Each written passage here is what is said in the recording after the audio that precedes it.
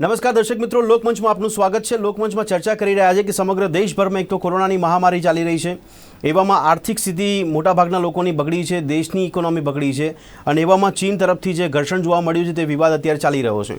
આ વિવાદ પર વિરોધ પક્ષમાંથી કોંગ્રેસ દ્વારા વારંવાર સરકારને સવાલો કરવામાં આવી રહ્યા છે અને એની પરિણામ સ્વરૂપે અત્યારે જોઈ રહ્યા છે કે જે ચીન વિવાદ ચાલ્યો તે દરમિયાન ભાજપના રાષ્ટ્રીય અધ્યક્ષ જેપી નડ્ડા દ્વારા આક્ષેપ કરવામાં આવ્યો હતો પત્રકાર પરિષદ યોજીને કે રાજીવ ગાંધી ફાઉન્ડેશનમાં ચીન તરફથી પૈસા લેવામાં આવ્યા હતા અને એ મુદ્દાને લઈને આજે ઘણો સમય વીતી ગયો અને સમય વીત્યા બાદ આજે પરિણામ એ જોવા મળે છે કે સરકાર દ્વારા હવે એક કમિટી બનાવવામાં આવી છે અને એ કમિટી દ્વારા હવે રાજીવ ગાંધી ફાઉન્ડેશન હોય કે પછી 3 સંસ્થા છે, 3 ટ્રસ્ટ છે, એ 3 ટ્રસ્ટની છે એ તપાસ કરવામાં આવશે કે ફંડિંગ ક્યાંથી આવતું હતું, કેમ આવતું હતું, આનો ઉપયોગ શું થઈ રહ્યો છે, આ પ્રકારની તપાસ કરવામાં આવશે। માહિતી એવી પણ મળી રહી છે કે આમાં ઈડી અને સીબીઆઈનો ઉપયોગ કરવામાં આવશે, જે પરિણામ આપણને આપી શકશે કે આમાં કયા પ્રકારનો ઇન્ટેન્સ જોવા મળતો હતો આ ટ્રસ્ટમાં, જે ફંડિંગ મળતું હતું તેને લઈને। સામે વિરોધ પક્ષ કોંગ્રેસ પણ સવાલો કરી રહ્યું છે અને સરકારને એવું પણ કહેવામાં આવી રહ્યું છે કે આ પ્રકારે કોઈ કાર્યવાહી કરવાથી ડરાવવાનો કોઈ પ્રયત્ન તો કરવામાં નથી આવતો સરકાર દ્વારા કે કેમ, આવા પણ અનેક સવાલ થઈ રહ્યા છે। સમજવાનો પ્રયત્ન કરીશું કે આ વિવાદ વચ્ચે અત્યારે રાજીવ ગાંધી ફાઉન્ડેશન ચર્ચામાં કેમ છે તેની પર ચર્ચા કરી રહ્યા છે। મારી સાથે ચર્ચામાં જોડાયા છે ભાવનાબેન દવે કે જેઓ નેતા બીજેપી છે, નરેન્દ્ર રાવત કે જેઓ પ્રવક્તા કોંગ્રેસ છે અને મનસ્વી થાપર કે જેઓ રાજકીય વિશ્લેષક છે। આપ ત્રણેયનું સ્વાગત છે ચર્ચામાં। ધન્યવાદ ભદ્રેશભાઈ। યસ, ભાવનાબેન શરૂઆત આપનાથી કરવા માંગીશ કે ચીન વિવાદ પર કોંગ્રેસ એટલું બધું આક્રમક બની ગયું કે હવે સરકાર એક્શનમાં આવી અને સરકાર દ્વારા 3 ટ્રસ્ટને નિશાન પર લેવામાં આવ્યા। નહીં, આ કોઈ સરકાર દ્વારા કોઈ વેન્ડેટાથી એટલે કે કોઈ એને કોઈ દ્વેષથી આ કોઈ કામ કરવામાં નથી આવ્યું। જ્યારે કોઈ પણ ટ્રસ્ટ ઇલીગલી જ્યારે એના ઉપર એવો આક્ષેપ આવે કે મની લોન્ડરિંગ કર્યું છે અથવા તો દુશ્મન દેશ પાસેથી જ્યારે નાણાકીય સહાય લીધી હોય, અને જ્યારે આપ તો જાણો છો કે ચીન સાથેના સંબંધો ભારતના કેવા રહ્યા છે, 62નું યુદ્ધ, ત્યાર પછી 67માં, અને આ રીતે તો ચીને ઘણી બધી જમીન આપણી પડાવી પાડી છે અને આજે પણ સંબંધો સારા નથી। આજે આપણી પર આક્રમણ કરવાનો પ્રયત્ન કરી રહ્યો છે। એવી વખતે એક પોલિટિકલ પાર્ટી અને એ પણ દેશની ઓકે જી ભાવનાજી હેલો વ્યક્તિગત પારિવારિક ટ્રસ્ટની અંદર અગર જો ચાઇના પાસેથી ફંડિંગ લીધું હોય, કોઈ ત્યાંની કોમ્યુનિસ્ટ પાર્ટી પાસેથી ફંડિંગ લીધું હોય અને ચાઇના એમ્બેસી પાસેથી ફંડિંગ લીધું હોય, અને એટલું જ નહીં, ઝાકિર નાઈક કે જેની ઉપર પ્રતિબંધ મૂકવામાં આવ્યો છે કે જે આ શાહીન બાગની અંદર પણ એ ગુનેગાર છે અને કટ્ટરપંથી છે, અને આવી વ્યક્તિ પાસેથી પણ, ઝાકિર નાઈક પાસેથી પણ જ્યારે ફંડિંગ લેવામાં આવ્યું હોય તો ચોક્કસ એ પૂછવાનો અધિકાર છે કે ભાઈ તમે ઓડિટર। હવે 2-3 બાબતનો જવાબ એક સાથે આપો। અત્યારે તો ચીન વિવાદ અત્યારે જોવા મળી રહ્યો છે, ઘૂસણખોરી વર્ષોથી ચાલી રહી છે, આપે બી હમણાં સ્વીકાર્યું, અત્યારે જ કેમ તમે આ ટ્રસ્ટની વાત કરી, 2005 થી 9ના ટ્રાન્ઝેક્શનની વાત હોય તો અત્યારે તમે કેમ આ કર્યું? બીજી બાબત કે અત્યારે તમે જયારે આ રાજીવ ગાંધી ફાઉન્ડેશનની જે તપાસ કરવાની કમિટી રચી છે, આટલું બધું ઇન્ટેન્સ કેમ જોવા મળી રહ્યો છે કે એક સંસ્થા માટે, ટ્રસ્ટ માટે કમિટી, બીજી ઘણી બધી અસંખ્ય સંસ્થાઓ છે, ટ્રસ્ટ છે, જેના માટે પણ આ કમિટી કામ કરશે કે નહીં, એ પણ જોડે સવાલનો જવાબ આપો। ભદ્રેશભાઈ, બધી જ સંસ્થાઓ માટે આ કમિટી કામ કરશે, એમાં કોઈ બેશક નથી, પરંતુ તમે એમ કહો છો કે સરકારે આજે જ કેમ લીધું? હવે તમે જુઓ કે ભારતીય જનતા પાર્ટીની, મોદીજીની સરકાર આવ્યા પછી એક સ્ટેપ જે લેવાયા છે, એ સ્ટેપની અંદર તમે જુઓ કે દરેક જગ્યાએ જ્યાં આગળ ભ્રષ્ટાચાર છે ત્યાં સરકારે તપાસ કરી જ છે અને એને ઉજાગર કર્યું છે। આપ જાણો છો કે નેશનલ હેરલ્ડની અંદર પહેલા કાર્યકાળમાં કશું ના કર્યું ને, પહેલા કાર્યકાળમાં રાજીવ ગાંધી ફાઉન્ડેશનને ક્યાંય તમે ટચ ના કર્યા, અને હવે અત્યારે તમે બીજા કાર્યકાળમાં રાજીવ ગાંધી ફાઉન્ડેશન સુધી પહોંચી ગયા। જ્યારે કોઈ પણ ટ્રસ્ટના જે ઓડિટર હોય એ 50 વર્ષથી એક જ ઓડિટર હોય, જે ટ્રસ્ટની અંદર પારિવારિક ટ્રસ્ટ તરીકે હોય, જે ચાઇના પાસેથી, દુશ્મન દેશ પાસેથી જેને ફંડિંગ લીધું હોય, જે પાર્ટીએ કોમ્યુનિસ્ટ પાર્ટી જોડે જો સરકારના એમઓયુ હોય, કોઈ પાર્ટીના એમઓયુ ન હોય તો એને દેશ પાસે ઉજાગર કરવું જોઈએ કે રાજીવ શું કરશો? નહીં, તમે સાબિત શું કરી રહ્યા છો ભાવનાબેન? કોંગ્રેસના રાજીવ ગાંધી ફાઉન્ડેશનમાં આ ફંડથી સાબિત શું કરી રહ્યા છો? બિલકુલ, કારણ કે અત્યારે જ્યારે દેશ જંગ લડી રહ્યો હતો, જ્યારે ચાઇના સામે આપણું સૈન્ય ઊભું હતું, અને એ વખતે જે પ્રકારના પ્રશ્નો રાહુલ ગાંધી અને માનવી સોનિયા ગાંધીજી જે કરતા હતા એ બહુ સ્પષ્ટ બતાવી રહ્યું હતું કે અત્યારે જે ઘૂસણખોરી થઈ છે એ રાજીવ ગાંધી ફાઉન્ડેશનના ફંડને કારણે થઈ છે, એવું કહેવા માંગો છો?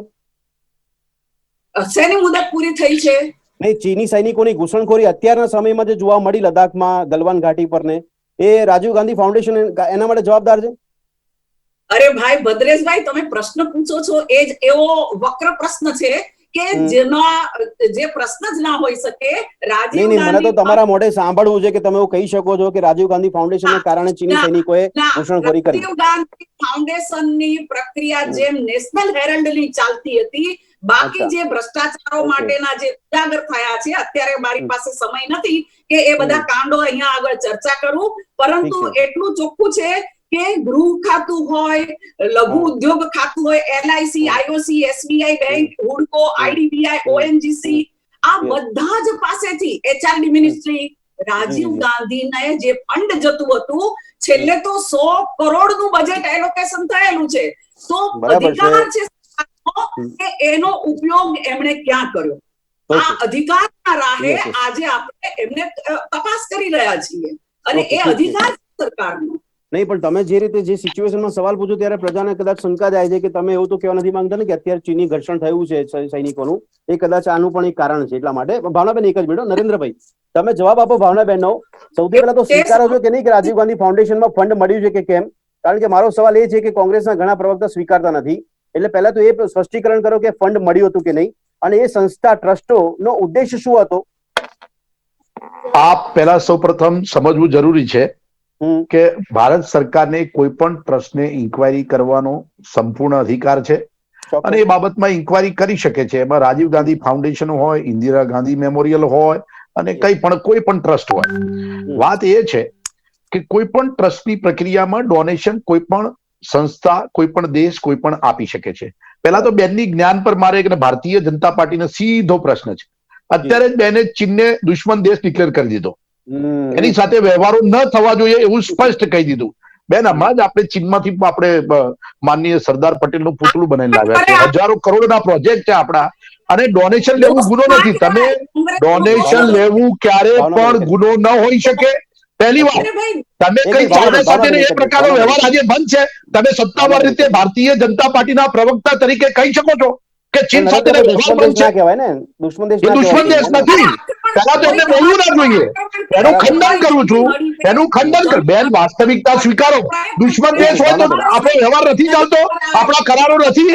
આપણે હજી પણ લોકડાઉન ની અંદર હજારો કરોડના આપણે વ્યવહાર કરીએ છીએ.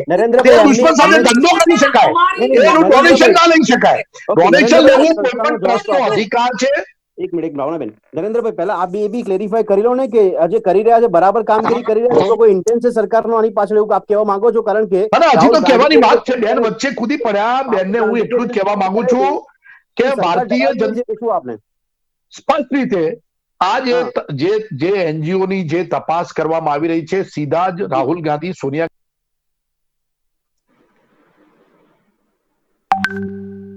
એની મુખ્ય કારણ એ કહ્યું છે કે સરકાર ચીનની બાબતમાં નિષ્ફળ ગઈ અને જે પ્રશ્નો પૂછવા આવ્યા શરમજનક પરિસ્થિતિમાં છે.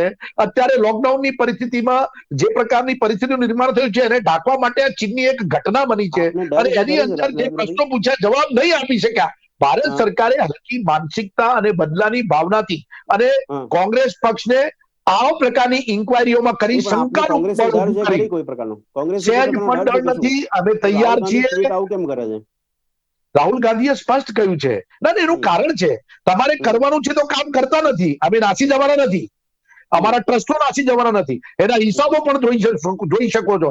બેન કે છે કે ઢીકણું આમાંથી તમે ડોનેશન ના લઈ શકો. હું મારી સંસ્થામાં, હું નરેન્દ્ર રાવત અત્યારે ઓએનજીસી માંથી બી ફંડ લઈ શકું છું. કોઈ પણ વ્યક્તિ કોઈ પણ સંસ્થામાંથી ફંડ લઈ શકે છે, એને ટ્રસ્ટો લઈ શકે. નરેન્દ્રભાઈ એમનું કહેવાનો મતલબ એ છે ને કે દેશની સુરક્ષાને બંધારણ જોયું છે ખરું? દેશની સુરક્ષા ટ્રસ્ટના બંધારણનો ખ્યાલ છે નરેન્દ્રભાઈ. પછી તમે લીધું હોય. નરેન્દ્રભાઈ એમનો સવાલ એ પણ છે જોડે જોડે કે દેશની સુરક્ષાને લઈને અથવા તો મની લોન્ડરિંગ એમણે જે વાત કરી એ પ્રકારનો જો કોઈ આમાં બાબત નોંધાયેલી હોય તો એ તપાસ કરવી જરૂરી છે.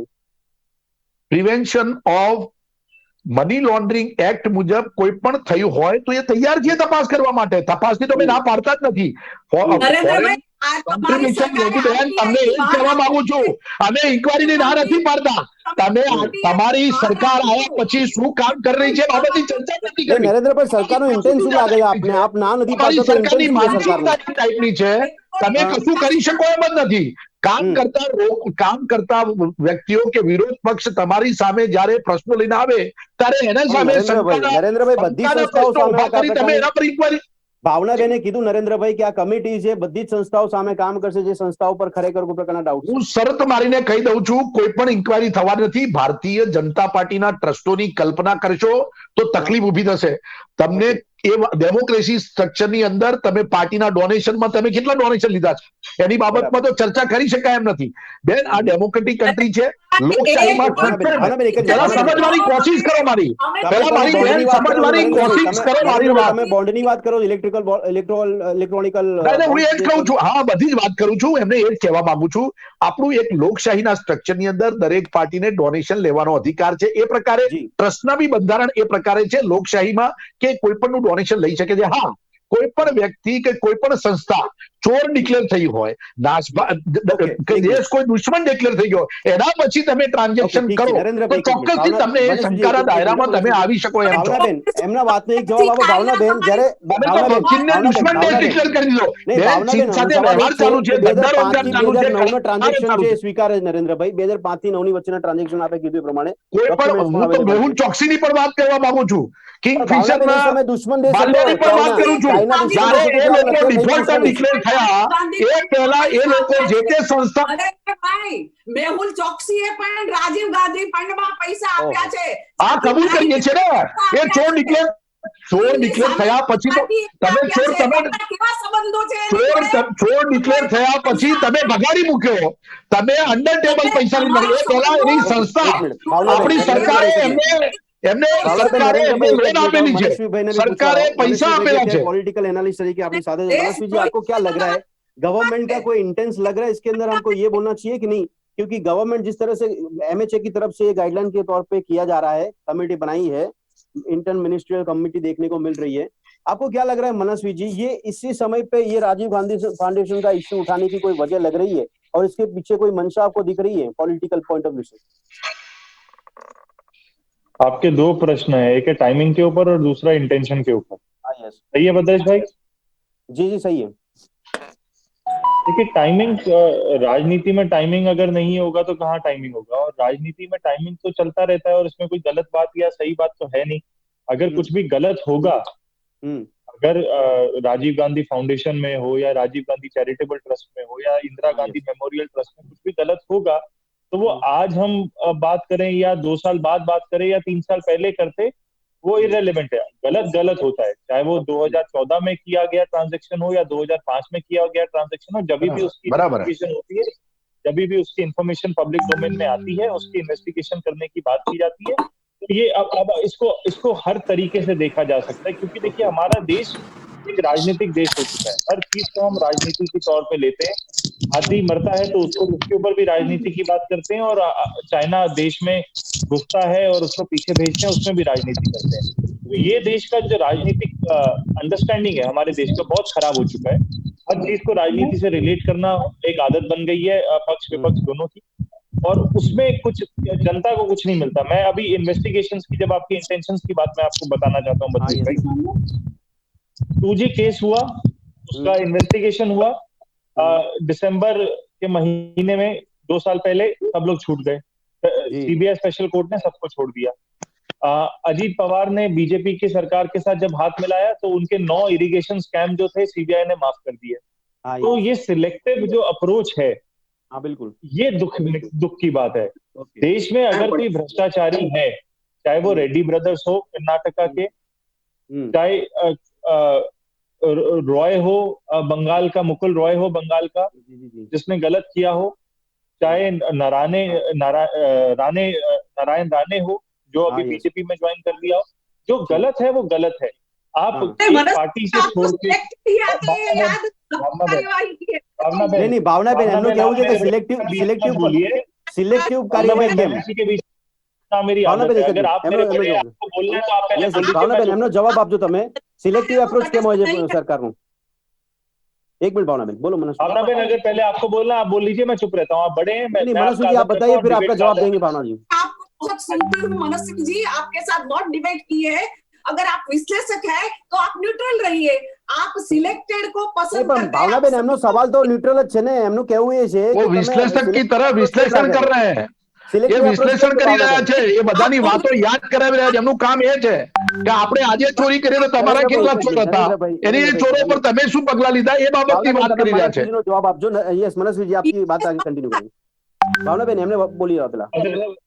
बद्रेश भाई, मुझे बीच में बोलने की आदत नहीं है और अनइंटरप्टेड अगर मुझे समय मिलेगा तो मैं प्लीज बोलना चाहूंगा। देखिए, राजनीति में देखिए क्या होता है, देश नीति सबसे पहले होती है और देश को चलाने के लिए कोई भी गलत हो, चाहे आपकी पार्टी में हो, मेरी पार्टी में हो, किसी भी पार्टी में हो, अगर वो गलत होता है तो उसको हमको सजा देनी चाहिए और बिल्कुल ऐसे गलत व्यक्तियों को साथ में नहीं लेना चाहिए। ये तो पहला एक नियम होता है।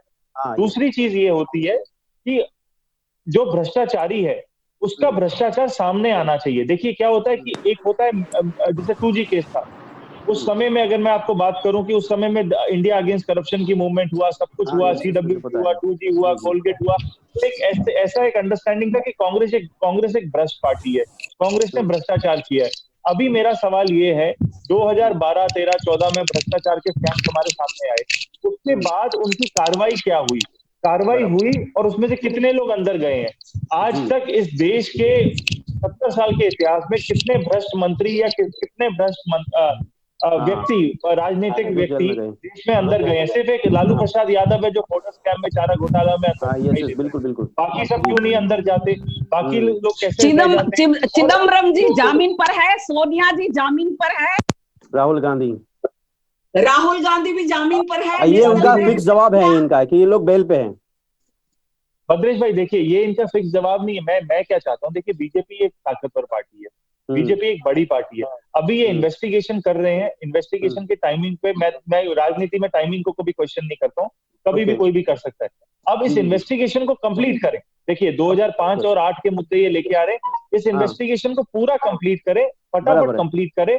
और जैसा प्रोब ये एक फैमिली के ट्रस्ट को कर रहे हैं, अगर ये फैमिली ट्रस्ट बोलते हैं कि यहाँ सोनिया गांधी का ट्रस्ट है, राहुल गांधी का ट्रस्ट है, प्रियंका वाड्रा का ट्रस्ट है, ऐसे ही बाकी सारे जो एनजीओ हैं उनको भी नाम आते हैं, विवेकानंद फाउंडेशन हो या इंडिया फाउंडेशन हो, इनके ऊपर भी कार्रवाई करे। और कार्रवाई, भद्रेश भाई, जो मेरा सबसे बड़ा सवाल है जिसका जवाब देना मुश्किल ही नहीं नामुमकिन है, वो मैं आपसे पूछना चाहता हूँ भद्रेश भाई। जी।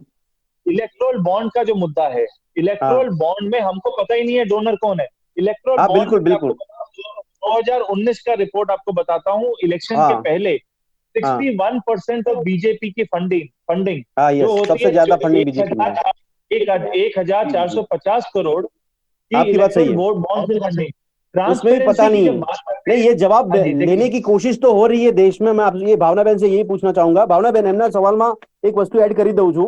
એમણે ઇલેક્ટોરલ બોન્ડની વાત કરી, પણ સાથે સાથે હાઈકોર્ટ અને સુપ્રીમ કોર્ટ સુધી મેટર પહોંચી છે પીએમ કેર ફંડ્સ માટે। એને બી તમે આરટીઆઈ હેઠળ લાવશો કે નહીં? કારણ કે એ બી પ્રજા માંગ કરી રહી છે, તો ઘણા લોકોની ફરિયાદ છે, આરટીઆઈ એક્ટિવિસ્ટ પણ કહી રહ્યા છે। તો આ બંને બાબત પણ સાથે સાથે થવી જોઈએ કે નહીં? જો આપણે તટસ્થતાથી સરકાર કામ કરતી હોય, એપ્રોચ સિલેક્ટિવ એપ્રોચ ન રાખતી હોય તો? ભાવનાબેન, પીએમ કેર ફંડ વિશે ટોટલ માહિતી પબ્લિક સામે આપવામાં આવી છે। પીએમ કેર ફંડ અત્યારે આપેલી છે, આપણે ક્યાં ક્યાં વપરાય છે? આજે પીપી कितना पैसा आया? ના ભાવનાબેન, લિસ્ટ નથી આપ્યું તમે। સુપ્રીમ કોર્ટમાં સરકારે એવું કીધું છે કે આને આરટીઆઈ અંડર ન લાવી। એ તો એ જ પ્રશ્ન છે બેન, નથી ખર્ચો ક્યાં કરે રૂપિયા, એ નથી। भद्रेश भाई, भावना बहन को बताने दीजिए कितना पैसा पीएम केयर में आया है। ओके, बताओ। लोगों ने डोनेट किया, अलग अलग होते हैं, क्योंकि फंड में आता है तो एक दिन को मैं बता नहीं सकती कि यही आंकड़ा है। अगर जब वही तो पूछना है, तो તમે આરટીઆઈ માં કેમ લાવવા નથી માંગતા? ભાવનાબેન, આરટીઆઈ માં કેમ લાવવા નથી માંગતા? સાંભળો, પીએમ કેર ફંડ સરકાર આરટીઆઈ માં લાવવા કેમ નથી માંગતી? ટ્રસ્ટ છે પીએમ કેર ફંડ, એ સરકારનું ટ્રસ્ટ છે અને સરકાર એ જે પૈસાનો ઉપયોગ કરે છે એ પૈસાની જાહેરાત પણ કરે છે કે અહીંયા અમે ઉપયોગ કર્યો છે। એટલે પીએમ ફંડ, કેર ફંડ અને રાજીવ ગાંધી ફંડ તુલના ના કરી શકાય। રાજીવ, હા, ઓડિટ પણ ચાલે છે, પીએમ કેર ફંડ નું, એટલે એની સામે કોઈ સવાલ એવું નથી, પણ મારે કહેવું છે કે સોનિયાજી યુપીએ સરકાર વખતે પીએમ રિલીફ ફંડના પૈસા રાજીવ ગાંધી ફંડમાં જતા હતા અને પછી રાજીવ ગાંધી આ ફંડમાં ખોટી વાત છે, આ ખોટી વાત છે, નરેન્દ્રભાઈ એક જ મિનિટ, નરેન્દ્રભાઈ આ ખોટી વાત છે. નરેન્દ્રભાઈ એક જ મિનિટ, નરેન્દ્રભાઈ નરેન્દ્રભાઈ, ये सच्ची बात है. રાજીવ આ ગાંધી ગપ્પા ફંડમાં મારવાનું ના હોય, એને કોઈ વાસ્તવિક પ્રૂફ સાથે વાત કરવી પડે. બેન કહે છે કે પીએમ કેરના ફંડના જતા હોય, આવી વાસ્તવિકતા જ નથી. રાજીવ ગાંધીને नरेंद्र भाई, ये सच्ची बात है. એક મિનિટ નરેન્દ્રભાઈ એનો જવાબ આપજો. ભાવનાબેન, આપે જે આક્ષેપ કરે એકદમ સાચા છે नरेंद्रभाई, એની પર કહેવા માંગે છે, પણ સવાલ એક મિનિટ मनस्वी जी, आपने जैसे बोला ना मनस्वी जी, उसी तरह से दूसरा एक सवाल है. ભાવનાબેન, સૌથી મોટી સંસ્થા માનો, રાજકીય પાર્ટી માનો, ધાર્મિક સંસ્થા માનો, એને આરએસએસ કહેવાય છે, પણ હજી સુધી ક્યાંય એવું ડિક્લેરેશન નથી કે પોલિટિકલ પાર્ટી છે, નથી આરએસએસ કોઈ ટ્રસ્ટ છે, આવું ક્યાંય કોઈ જગ્યાએ મેન્શન નથી, પણ એમાં પણ ફંડિંગ થાય છે. તો એ પણ ઉજાગર થશે કે નહીં, આ કમિટી કરશે કે નહીં? હું અત્યારે આ પ્લેટફોર્મ પર આપને કહું છું કે જે કોઈ પણ સંસ્થા હોય, આરએસએસ તો સંસ્થા જ નથી ને, આરએસએસ હોય તો એનું પણ હિસાબ સરકાર માંગી શકે છે અને એ પોતાનો હિસાબ આપે છે. ક્યારે એ પારિવારિક ફંડ પ્રજા સમક્ષ મુકાશે. જ્યારે અત્યારે ફાઉન્ડેશનની કમિટી થઈ તો એ કમિટીનો રિપોર્ટ પ્રજા સમક્ષ મુકાશે, તો એ સંસ્થા આરએસએસ પણ અંદર ઇન્વોલ્વ કરીને એનો પણ રિપોર્ટ આવશે ખરી આગામી સમયમાં ક્યારેય? માગણી થશે કે આનો રિપોર્ટ જોઈએ છે તો અચ્છા, આપવા ઓકે. માટે તો કોંગ્રેસે કરવી જોઈએ. નરેન્દ્રભાઈ જવાબ આપો તમે. હવે નરેન્દ્રભાઈ તમે જવાબ આપો. मेरा एक सवाल भी ले लीजिए नरेंद्र भाई. नरेंद्र भाई, आज કરી હા શકો. નરેન્દ્રભાઈ હવે જવાબ આપો તમે. આજે नरेंद्र भाई, मेरा भी एक સત્તાવાર सवाल ले लीजिए. હા, જી બોલીએ मनस्वी. नरेंद्र भाई, जी, बोलिए। देखिए, फंडिंग की बात हो रही है, इस चीज का आप जरूर खुलासा करिए कि प्रधानमंत्री नेचुरल रिलीफ फंड ने क्यों पैसा दिया, क्योंकि वो एक स्पेसिफिक फंड है. पीएमएनआरएफ बाकी सारे मैं बाकी ऑर्गेनाइजेशन आपको पीएसक्यू फंडिंग कर रही है, बैंक फंडिंग कर रही है, वो ठीक है. एम्बेसी भी फंडिंग ठीक है, करती है, नरेंद्र भाई, क्योंकि जवाब एम्बेसी ऑफ लक्समबर्ग ने भी फंड किया था, एम्बेसी ऑफ आयरलैंड ने भी फंड किया था. एक चीज जो मुझे कभी समझ नहीं आई कि पीएमएनआरएफ जो बहुत स्पेशल फंड है, जो सिर्फ रिलीफ के लिए फंड दिया रिलीफ जाता के लिए होता है, है, वो yes. कैसे आपको फंड दे सकता है? जी जो एक प्राइवेट एनजीओ. હા, રાજીવ ગાંધી को પ્રધાનમંત્રી રિલીફ ફંડમાં જે પ્રકારે બંધારણ મુજબ સત્તા હોય છે કે જે તે સંસ્થાઓ એ પ્રકારે કામ કરતી હોય એને ડોનેશન આપી શકે છે, એ સ્વીકારવામાં આવેલું છે, એમાં જાહેરમાં આપેલું છે, એવું કોઈ ગુપ્ત નથી. અમારી જેમ આ પ્રધાનમંત્રી કેર ફંડમાં તો ડોનેશન જાહેરમાં લેવામાં આવે છે, પણ વાપરવામાં ક્યાં આવવાનું છે એની બાબતો ગુપ્ત, આરટીઆઈ હેઠળ નહીં, કોઈ માહિતી નહીં. બેન, બધા દુનિયાના તમામ ટ્રસ્ટોની તપાસ કરવાની વાતો કરે છે, તો પ્રધાનમંત્રી આરટીઆઈ હેઠળ કેમ નથી? અમે એમ કહીએ છીએ કે રિલીફ ફંડ, જે પીએમ રિલીફ ફંડ હતું ને, જે પણ ડોનેશન આપેલા છે સ્પેસિફિક પ્રયોજન માટે આપેલા છે અને એ આપ્યા હશે જે તે સમયે જે તે સંસ્થાઓ કામ કરતી હશે અને એ પ્રકારની સત્તાઓ એમાં હોય છે અને એ પ્રકારે લઈને એમને કામ પણ કર્યું છે. આપ એનો હિસાબ પણ લઈ શકો છો, એનું ઓડિટ પણ થાય છે અને ટ્રસ્ટોના હિસાબ તો સરકારમાં પડ્યા છે. સરકારમાં મારી સંસ્થા દ્વારા ક્યાં ક્યાંથી ડોનેશન આવ્યું એ સ્પેસિફિક લખેલું હોય, યા તો માલ્યા પાસેથી આવ્યું હોય કે કોઈ પણ વ્યક્તિ પાસેથી આવેલું હોય. ये फंड की जो कमेटी जो है जांच करेगी वो, और ये चीन सीमा विवाद जहाँ पे 20 सैनिक जो हमारे जवान हैं वो शहीद हुए, इसको गवर्नमेंट सत्ता पक्ष की बात करो या विपक्ष, दोनों नजदीकी इलेक्शन का मुद्दा बना रहे हैं जानबूझकर. कि मैंने आपको शुरुआती डिबेट में यही बताया था कि जिस तरीके से राजनीति का स्तर नीचे गिरता जा रहा है, मैं आपको 1962 में लेके जाना चाहता हूँ और एक चीज बताना चाहता हूँ. 1962 वॉर जब हुई थी ना, 20 अक्टूबर से लेके 21 नवंबर तक चली थी, और इस वॉर के बीच में लगातार 8 नवंबर से, आप लिखिएगा, 8 नवंबर से लेके दिसंबर तक, 21 नवंबर से लेके आगे तक वो लगातार लोकसभा के सेशन हुए थे. और उन लोकसभा के सेशन में प्राइम मिनिस्टर नेहरू को अकाउंटेबल क्रिटिसाइज किया जा रहा था कि व्हाट इज द सिचुएशन, हमारे देश की सीमाओं की सिचुएशन क्या है, हमारी आर्थिक सिचुएशन क्या है, हमारी पॉलिटिकल स्टैंड क्या है चाइना के सामने. और ये भी क्योंकि उस समय में 1947 से 62 में 15 साल हुए थे हमारे देश को आजाद हुए, उस समय में ये भी हमारे पार्लियामेंटेरियन ये डिस्कस कर रहे थे कि पाकिस्तान से दोस्ती करके चाइना को एक मुंह तोड़ जवाब दिया जाए, और नेहरू को क्रिटिसाइज किया जा रहा था उनकी पॉलिसीज के लिए. ये हमारे लोकतंत्र की ताकत नरेंद्र भाई, समय नहीं अवधि नड़ी रही है, भावना समय नहीं अवधि नड़ी रही है. आपकी बात सही है, નહીં નહીં, અહીંયા એક નિષ્પક્ષ જરૂરથી કાઢીશું આપણે કે અત્યારે જે બાબત જોવા મળી રહી છે એમાં હવે જોવું રહ્યું છે કે સરકાર અથવા તો આ જે કમિટી છે તપાસ કરશે તેનો રિપોર્ટ બેન તમે નિષ્ફળ ગયા છો, તમારી સરકાર નિષ્ફળ ગઈ છે, 1 રૂપિયાની મદદ કરી શકી નથી. પર બી તપાસ કરવામાં આવશે. તો સાથે આરએસએસ હોય કે અન્ય કોઈ ભારતની સંસ્થા છે કે જ્યાં વિદેશી ફંડ આવતું હોય અને એમાં પણ ખાસ દુશ્મન દેશ તરફથી મળતું હોય તો વાંધો છે. ચીન કેમ દુશ્મન બની ગયો અત્યારે એ પણ સવાલ થઈ રહ્યો છે, કારણ કે વેપાર ઘણો બધો ચાલી રહ્યો છે, પણ છતાં દુશ્મન દેશ માનવામાં આવ્યો છે. આ ચર્ચાને સમાપ્ત કરીએ, કારણ કે આ બધી બાબતોને હવે ચૂંટણી મુદ્દા તરીકે પણ ઉપયોગમાં લેવામાં આવશે નજીકના ઇલેક્શનમાં, એ ખાસ અત્યારે સ્પષ્ટ થઈ રહ્યું છે. આ ચર્ચાને અહીંયા સમાપ્ત કરી, ચર્ચામાં ત્રણે ભાગ લીધો તે બદલ આપનો ખૂબ ખૂબ આભાર. ફરી મળીશું દર્શક મિત્રો લોકમંચમાં એક નવા વિષય સાથે. ત્યાં સુધી રજા.